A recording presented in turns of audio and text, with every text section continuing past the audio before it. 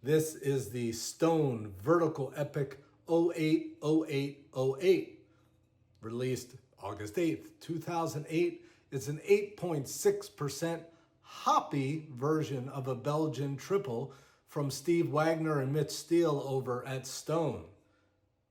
080808. Let's see how it's going. Drink it or dump it.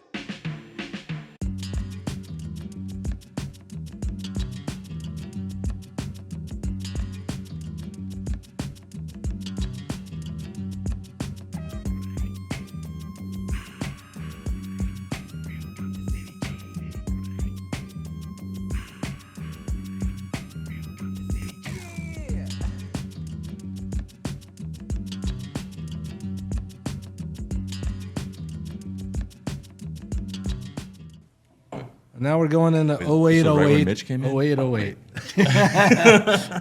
Actually, I think it was the 080808 that was my favorite, the one I had. Oh, boy. These memory cells. They start to leave you. 8.6%, so it's a little lighter. It's like that mountain I described earlier. It's just sort of falling eroded, out. as Steve said. Very dry, pale golden beer that's spicy, estery, and fruity, someone once said. Okay. Ooh, sounds good. Okay, so what were you doing in 2008? 2 years into the new brewery. Yeah. 2 years into the new brewery in Escondido? This might be Found myself back in the restaurant business. the year we met, I think. Either it was 08 or 09 when we met at a wine versus beer food event. Remember that? Speaking of your memory cells. I think you and Steve met before we met, right? Yeah, I'm pretty certain. Yeah? Steve already, I remember when I first met you, Steve was like, oh, yeah, he's a great guy. Yeah, I must have met you in Chicago Mm-hmm. before. Well, when were the Fountainhead days? Those were. That was later. Yeah, that was 13, 14. Yeah. Was it that? Wow. Yeah. It was still a long time 10 ago. years ago. Yeah. Do you remember liking the 0808, Greg? Yes, I do. I believe we different did than an right encore now. of this one, right? It was one of Oh, here we the go. first. This is the description of the series. It says, as with any good epic, herein lies the promise of larger-than-life experiences, heroics and twists and turns as the adventure unfolds. This bottle-conditioned ale is Chapter 8, and is specifically designed to be aged until sometime after December 12th, 2012, provided you can wait that long. At that time, enjoy it in a vertical tasting along with its 10 Stone Vertical Epic Ale brethren. Each one unique to its year of release, each one with its own twist and turn in the plot line. Each one released 1 year, 1 month, and 1 day from the previous year's edition. You have a lot of literature on your bottles and your cans. I want to hear about where that whole thing started, because there are a lot of the beers. I appreciate that you write about them, and there's a little backstory. How did that start, and where did that come from? Because nobody was doing that back in the day, right? No, amazing. I think amazingly, nobody was doing it. It's crazy. Yeah, because there's real estate on the back of the label. I mean, like, most labels would be sort of 2/3, and the back third would just be an empty space. Mm-hmm. And I was, taking inspiration from the cereal boxes of your youth. I mean, of course, you just sit there and you're Read 'em, bowing your yep. Captain Crunch or whatever, and you're reading the thing. And also, I was at that time, and probably still to today, because I'm very desperate for people's affirmation and attention. And, I just wanted desperately to share our story, share our, what we were all about, our philosophies, and, about the beer itself and all of this. I'm like, this is real estate. Let's do it. And sometimes we would, describe the beer. Sometimes we wouldn't describe the beer at all. Like Arrogant Bastard Ale has no description of the beer other than to say, this is an aggressive beer. You probably won't like it, where you just sort of get a chance to get that verve, that character and whatnot. What was it like going to beer festivals throughout these years, and do you have memories of having a favorite one? And this is to you too as well. I'm sure you maybe not these days going out to festivals as much, but at the time these beers were made, there were, and as we move forward through the vertical, beer fests were all the rage. Get your pretzel necklace. Yeah, we wouldn't have had these at beer festivals. No. But during these years, certainly, do you have memories of favorites of beer fests around the country, around the world? Well, this is like the heyday of beer festivals, right? Yeah. Right. And craft was just taking off. Yeah. Really big time, and we were getting known as a great brewery, and it was always fun to go to festivals because, oh, you're from Stone, Yeah. So it always felt good to go to festivals. Yeah, festivals were probably a little more.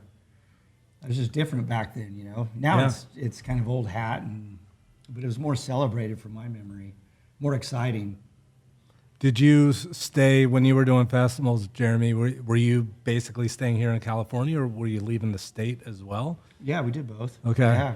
Yeah, because we were trying to get out there. Right. Forever, Right. You're almost like the celebrity brewer of Stone, right? Yeah, I mean, I remember like my first GABF, and it just having your brand and your brewery celebrated so much, it just felt good. Yeah. It felt good to get out of the brewery, and you're like, oh, people like this shit, Yeah. And they 'cause know we're who just yeah. we're day to day, and we're just trying to make it and Right. get by because we were expanding so quickly. It was tough on the production side. So then when you step out of that and go to like a festival, it's like, oh yeah, there's a reason why I do this. It's pretty awesome actually. Yeah, it's nice to see the fruits of your labor in the field. Yeah. Be kind of people actually get to tell you to your face that they like it. Oh, You yeah. know, it feels good. Oh That's- yeah, it's you get drunk guys telling you 100 times in a row, dude, your beer is awesome. I'm like, that's great. Just once is fine. Can we talk about like we go past that level of conversation?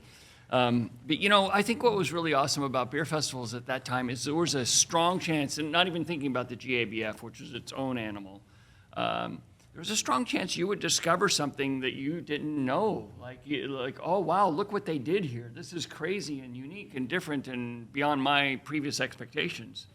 And today, because the craft brewing industry is, and enthusiasts are so savvy. I mean, you go to an average brew pub, let's say it's a little bit more adventurous brew pub, and they'll have 20 beers on tap, and they'll be having, yuzu inflected this and tea inflected that, and, combination of this style, a double imperial, mild, or, whatever. Mm-hmm. And, so that kind of adventurousness can happen within, a couple of block radius if you happen to be in an urban center that maybe has a couple of breweries and whatnot, within stumbling distance, where otherwise you would have had to go to a festival to get Right. that kind of experience. So we're moving into 2009. Jeremy or Chris, I'm curious to know, and Steve, Greg as well. You talk about going to festivals and people go, "Oh, you're with Stone." Was there a year where you got to a point where people were really knowing who you were outside of your immediate zone of locale? Do you have any memories of oh my, I'll never forget when I was at this place and someone knew who we were and you wouldn't have expected it? In 2009? Whenever. Yeah. I can't recall exactly. I mean, there were some milestones that I remember, like, getting our beer on tap at the Del Mar racetrack, or, places where I had gone as a kid and stuff. Mhm. That was like, oh, that's pretty cool. But, Yeah. But, That's wild. Or Jeremy or Chris seeing one of the beers you brewed at one of your favorite places. I mean, I just remember a really cool experience for me was, I was always a big fan of Adam Avery and all his beers that he would make. And we were at a GABF one year, or it might have been CBC in Denver. And we were just hanging out at a random bar. And then it's like, I've known Adam over the years, but never actually talked to him. I was like, oh, I grew up like a little fanboy on beer. And then he just walked up to me and he's like, "Hey, you're Chris Ketchum down at Liberty Station, right?" I was like, "Yeah." He's like, "I love your beers. You're making awesome stuff." And I was just like, "Oh, this is the best day ever!" Like, I was like, awesome. I was like, I never expected that to happen.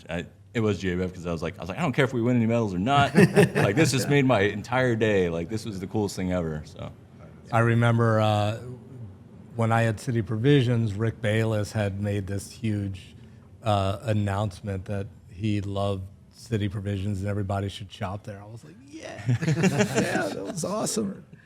All right. I don't know Rick Bayless, but I can say, it didn't hurt that Adam Avery's a pretty cool guy.